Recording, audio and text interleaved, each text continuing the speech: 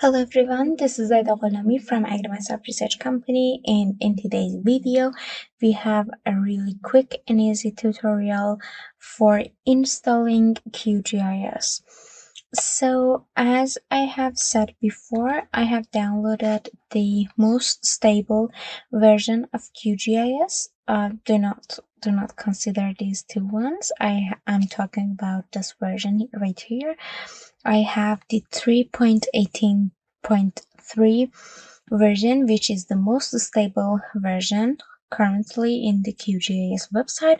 I have downloaded that and now I want to install it. It just has a next kind of a process, and you will see how it goes. So I double click on that, and then it wants you to allow this app to make changes. I click yes, and then next I agree.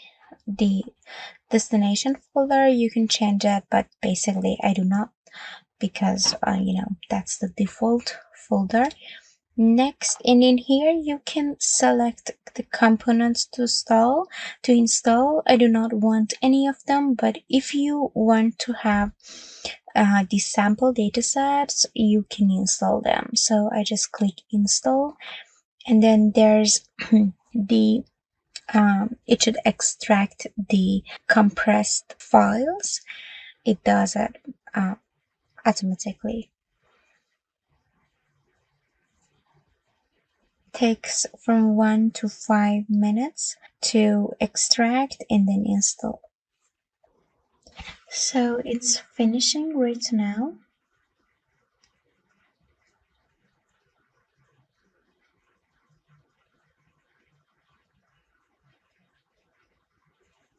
You can see that this completing the QGIS setup wizard comes up, and then as you click on finish, that's the end of the process. So now I can search for QGIS.